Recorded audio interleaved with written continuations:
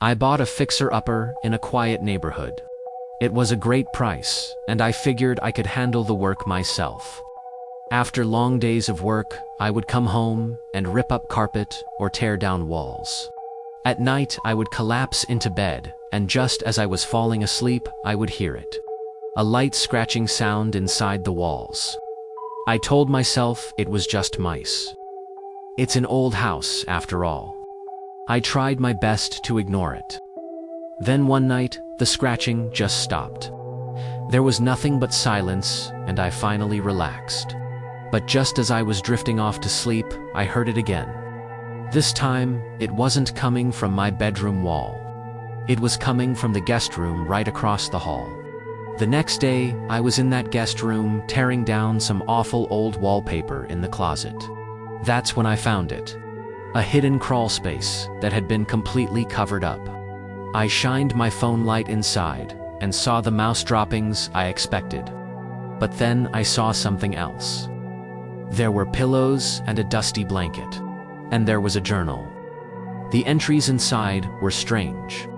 The first one read, "I'm always alone. Nobody ever sees how I'm doing." Another one said, "I like this little hideout. It's like I can escape reality." I called my friend Mike, and we joked about it. I thought it was just some weird diary from a past resident. A few weeks later, the house was finally in good shape, so I had a few friends over for a housewarming party. Mike convinced me to get the journal and read it, for everyone, as a joke. I flipped it open to a random entry. It said, "I've been here for a while now. I like what they've done to my place. It feels like home, finally." Everyone laughed. It was all fun and games. Then I turned to a later entry. This one said, "He is changing everything. This is my house. Patching holes and ripping up carpet. These are my memories he is painting over." The room got quiet. This entry felt different. It felt personal. Mike was just smiling, and I thought he had snuck in and written a fake entry to scare me. We laughed it off and finished the night. I fell into bed exhausted, but a few hours later, a sound jolted me awake. It was a knock, then another. It wasn't my front door. The sound was coming from the guest room. I got up and walked into the hallway. I pushed the guest room door open. Everything was still. Then I heard another knock. It was coming from inside the closet. I took a step forward and whispered hello. Suddenly, the closet door burst open.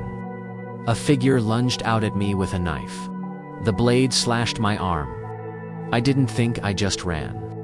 I turned and jumped right through the bedroom window. I crashed onto the grass outside and just kept running until I got to my neighbor's house.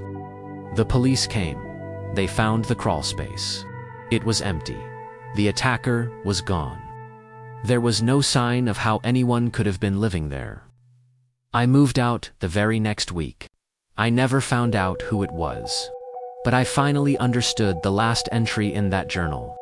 It said, "This house will always be mine." And they were right.